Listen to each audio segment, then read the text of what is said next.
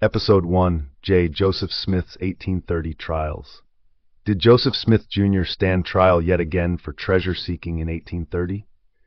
In 1830, as Joseph Smith worked to establish his newly founded Church of Christ, legal troubles followed him like a shadow.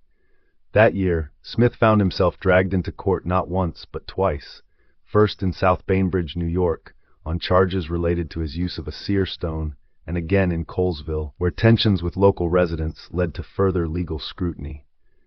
These court appearances weren't isolated incidents. They were part of a long-standing pattern of legal entanglements that plagued Smith throughout his life. As critics challenged his prophetic claims and methods, these legal battles served as an early test of his ability to navigate opposition, through persuasion, evasion, or outright defiance. In the Joseph Smith Paper Project summary we find, State of New York v. J.S.B. Chenango Co., New York, Justice of the Peace Court, 29th of June 1830. Historical Introduction. In late June 1830, J.S. appeared before Justices of the Peace in two neighboring southern New York counties, Chenango and Broome, for allegedly violating the state's disorderly persons statute. The charges were filed by individuals who opposed the growth of the Church of Christ in Broome County. Not long after the organization of the church on the 6th of April 1830 in Fayette, New York, J.S. visited the family of Joseph Knight Sr. near Colesville in Broome County. J.S. had previously lived and worked with the Knights, and they had financially supported him while he was translating the Book of Mormon. During his April 1830 visit, J.S. held several meetings in the neighborhood, prompting the Knights and others to consider joining the new church. J.S. returned to Fayette to preside at the church's first conference, but by late June 1830, he was again in the Colesville area to oversee the baptisms of about 13 people, including members of the Knight family. Protestant clergymen and other antagonists in the area viewed J.S. as a charlatan and sought to impede converts from joining the Church of Christ. Their tactics included destroying the dam that J.S. and others had constructed in a nearby stream to perform baptisms, abducting potential converts, and accusing J.S. of violating New York's disorderly persons statute based on his previous use of seer stones in the area. Once again, the church isn't entirely wrong, but as usual, they're not being completely honest. They conveniently leave out crucial details. Yes, the clergy in both towns opposed Joseph Smith and his so-called missionary work, openly calling him a wolf in sheep's clothing. And why wouldn't they? Joseph wasn't just preaching the Book of Mormon. He was peddling a story they had heard before. We'll also come back to the true reasoning of the destruction of the daemon. This was the same man who had already claimed to have found the Book of Mormon with the aid of a spirit and translated it using a seer stone. The very same methods he used when digging for treasure just a few years earlier with the very same peepstone. To these ministers, this wasn't some divine restoration. It was a repeat performance. They remembered Joseph from 1825 when he was the hired seer for Josiah Stoll's Spanish treasure-digging scheme, an incident that landed him in court in 1826, as I covered in my previous video. Now in 1830, Joseph was back, once again using his so-called divine gifts, except this time, instead of searching for lost treasure, he was claiming to have found the Word of God. And the clergy were paying attention. Dan Vogel provides some insight. Joseph Smith's early religious activities in 1830 were marked by legal challenges that were rooted in his past as a treasure seeker. While his supporters claimed divine inspiration for his religious claims, critics saw these same activities as a continuation of his earlier deceptions. The disorderly person charges filed against Smith in South Bainbridge reflect the growing tension between Smith's religious claims and his legal reputation. Early Mormon Documents, Volume 1, 1996. How was it Joseph Smith landed in court days apart from one another in 1830? Part 1. The lead-up to the first arrest. While the church attempts to defend Smith, in fact to damn him, let's cover their statement. J.S. spent winter 1825-1826 living in Chenango County with Stoll, who employed him to perform various tasks, including using seer stones to locate valuable items that were believed to be buried in the ground. J.S. also purportedly used his seer stones in Broome County during those months. In March 1826, he was arrested and taken before Chenango County Justice of the Peace, Albert Neely, who tried J.S. for allegedly violating the disorderly person statute with his seer stone activities. The outcome of the trial remains uncertain. The following winter, J.S. lived with the Knight family in Broome County until his marriage to Emma Hale in January 1827. Remember, there was the New York State Law of 1813, which targeted fraudulent schemes involving supernatural claims. The law made it illegal for individuals to charge money for magical services, such as using seer stones to locate hidden treasure, deeming such practices deceptive and punishable by law. The church openly admits that Smith was hired to at times search for hidden treasures. This was a violation of the law of 1813. Yet notice they do not mention the law, and that Smith was in violation of it. We're not going to rehash the 1826 trial here. I've already broken that down in another video. But let's just say Smith was hauled in front of Justice Neely, probably found guilty of violating that same law, and walked away without a sentence. Because, of course, he was just a prophet, right? But the law didn't care about his so-called divine mission then, and it didn't care about it in 1830 either. Now, fast forward to 1830. Joseph didn't just show up in Colesville and South Bainbridge to visit his buddy and former treasure-seeking partner, Joseph Knight Sr. No, this wasn't a casual meetup. Joseph came to these towns with an agenda, to convert the locals and push his new religion on them. But here's the kicker. The clergy remembered Joseph's past, especially that little trial in 1826. They saw Smith for what he really was, a fraud, a man who had made a living by deceiving people with his magic stones. On top of that, rumors of witchcraft swirled around him, further fueling the hostility against him. So when Smith showed up to preach, they weren't just going to let him walk all over them. These towns were already on alert, and they weren't about to let Smith's tricks slide again. The Horn of the Green Mountains, a Vermont paper, claimed that Smith's influence over Martin Harris was due to Smith's hocus pocus. In New York, the Gem compared Smith and his followers to Salem witchcraftism and Jemima Wilkinsonianism before discussing treasure-seeking in terms reminiscent of witchcraft.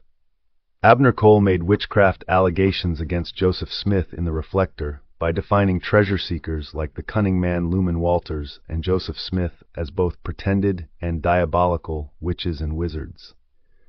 What does this have to do with the 1830 trials?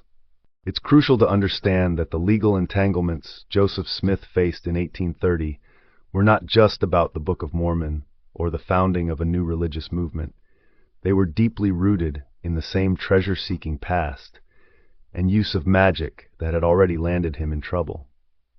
Local clergy, already familiar with Smith's history of using seer stones for treasure hunting, were quick to make the connection between his past and his newly claimed divine mission. They weren't fooled by his claims of prophetic authority. They saw this as nothing more than a continuation of his earlier fraudulent activities. Enter South Bainbridge, where in June 1830, Joseph Smith found himself summoned to court yet again. The charges were filed under New York's disorderly persons statute, which had already been used to target individuals like Smith, who were accused of engaging in deceptive supernatural practices. But here's the thing. The charges weren't just about Smith's newfound religion, they were about his past. Smith, who had spent the winter of 1825-1826 using his seer stone to search for treasure, had a reputation that preceded him. The locals remembered. And so, when Smith arrived in South Bainbridge to preach his new message, the clergy and townsfolk were ready to act, not just against his religion, but against the man they saw as a fraud. Dan Vogel backs this up with the statement, "In 1830, Joseph Smith was still widely known for his treasure-seeking activities and his use of seer stones." This reputation made him a target of legal action, as communities already wary of his past felt that his religious claims were nothing more than an extension of earlier fraudulent practices. The legal troubles Smith faced in 1830 were not simply about religious freedom, but about the continued perception of him as a fraud. Joseph Smith, The Making of a Prophet, 2004, Part Part 2, the South Bainbridge Trial. The trial in South Bainbridge was an opportunity for those who opposed Smith to once again challenge him in the legal arena. But this time, it wasn't just about his treasure-seeking scam anymore. It was about his growing influence in the region. And that's when Smith's web of deception started to unravel. He wasn't some innocent prophet being persecuted. He was a man already known for fraudulent behavior, now facing legal consequences for it. According to the church, Smith was trying to convert Joseph Knight Sr. during this period. But it wasn't until Knight's son, Newell Knight, supposedly experienced demonic possession that the Knight family decided to join Smith. They claim Newell Knight was possessed by a demon, and surprise, surprise, Joseph Smith performed a miracle to heal him. Supposedly, this miracle was what finally convinced Joseph Knight Sr. of Smith's divine calling. But don't be fooled. Joseph Knight Sr. had already been deeply involved in treasure-seeking alongside Smith. He was no stranger to occult practices. So what's more likely? That Knight Sr. had some genuine miraculous experience? Or that he was simply a willing accomplice in another one of Smith's carefully planned deceptions? The Knight family converted, no surprise there, and soon a congregation was established in Colesville. Now let's talk about Joseph's arrest in South Bainbridge. Now let's get to the facts. Wesley P. Walters, a respected scholar and co-discoverer of the Neely-Dazeng court bills, explains the situation more clearly. The Mormon prophet recorded in his history that he was brought to trial in the town of Bainbridge, Shenango County, New York, in 1830, shortly after his organization of the church in April. Smith was at the home of one of his converts, Newell Knight, when he was visited by a constable and arrested by him on a warrant, on the charge of being a disorderly person. On the day following, Smith continues, a court was convened for the purpose of investigating those charges. Now let's talk about Fair LDS and their take on this.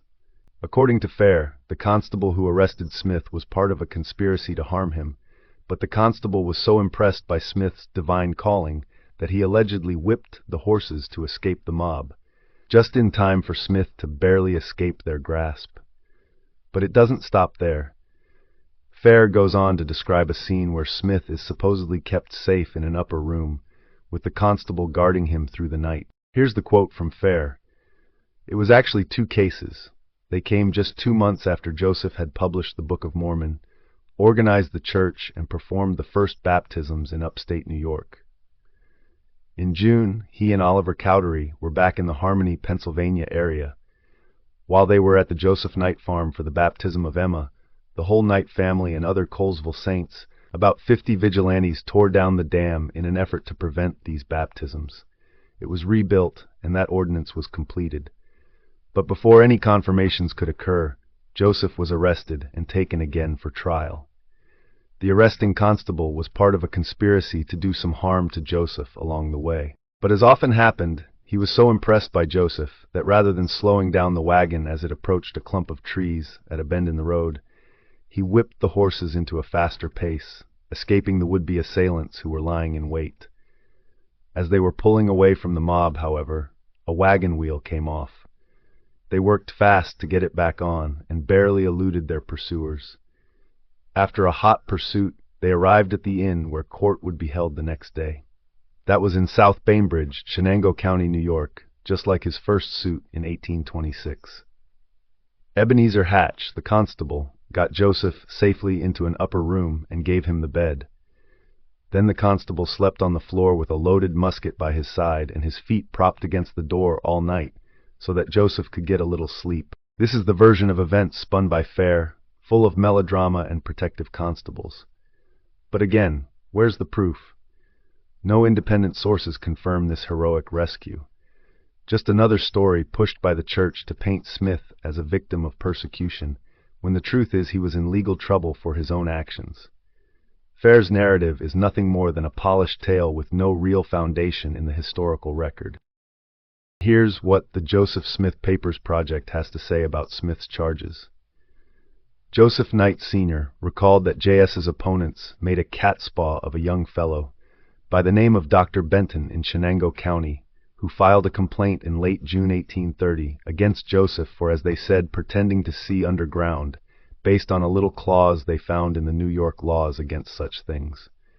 The statute identified several activities as disorderly, including pretending to tell fortunes or where lost or stolen items may be found. Practices commonly associated with what some scholars have termed folk religion or folk magic, such as using seer stones, persisted in North America into the 19th century, despite growing Enlightenment-era skepticism. The use of the word pretending in the act reflected legal assumptions that such practices were categorically deceptive and fraudulent, regardless of sincere beliefs to the contrary. Based on the complaint, Shenango County Justice of the Peace, Joseph Chamberlain, issued a warrant for the arrest of J.S. No miracles, no conspiracy, just a man who had been caught red-handed in fraudulent activities, now facing the consequences in a court of law. The charges against Smith weren't some divine attack. They were the result of his own actions, actions that were, by the standards of the time, considered criminal. The trial took place in South Bainbridge, a small, hostile town in Shenango County, New York, where Justice of the Peace Joseph Chamberlain was handed the unenviable task of presiding over Smith's fate. This trial was no mere formality. It was the result of growing opposition to Smith's increasingly absurd claims and his fraudulent treasure-seeking activities. Chamberlain, who had the power to determine whether there was enough evidence to proceed and decide Smith's fate, was about to see just how deep the battle over Smith's legitimacy would run. As expected, the courtroom quickly became a battleground. Smith's supporters, no doubt loyal disciples, took the stand to defend him, but the witnesses against him came with far more weight. Dr. Benton, a key player in the opposition, spearheaded the accusations, presenting Smith as a con man who used a seer stone to deceive and swindle locals by pretending to locate hidden treasures. This wasn't some personal vendetta. Benton's complaint was rooted in the law. New York's anti-fortune-telling statute, designed to stop people from exploiting the gullible. The allegations weren't just a random attack. They pointed to Smith's consistent engagement in fraudulent occult practices, something he had been caught doing for years. In 1830, there was no question. Joseph Smith was still out there, digging for treasure, using his seer stone, and acting like the same fraudulent treasure seeker who had first gained notoriety in the area. Local witnesses, including William Stafford and Joseph Knight Sr., made it clear that Smith had not let go of his old ways, even after publishing his supposed divine revelations. Stafford recounted how Smith continued using the stone to locate buried treasure in the spring of 1830, mere months after he was allegedly chosen by God to start a religious movement. Smith's desperate attempts to continue treasure digging at this time only reinforced Dr. Benton's accusations of fraud. There was no divine intervention at work. Smith was a con artist, plain and simple. Despite the Joseph Smith Papers Project states, while it is evident that J.S. was not convicted, historical sources are unclear regarding the precise outcome. J.S.'s history and Reed both stated that J.S. was acquitted, meaning he could not be charged again for the same offense. However, Reed also used the word discharge to refer to the trial's conclusion, which could result in a later charge. Despite the overwhelming evidence against him, the trial fizzled out in a frustrating anticlimax. Smith, in his History of the Church, carefully downplayed the severity of the charges, portraying the court's inaction as a testament to his innocence. But the truth is far less flattering. Smith didn't walk free because he was exonerated. He escaped on a technicality. The statute of limitations had run out, barring prosecution for the same offense after 2 years.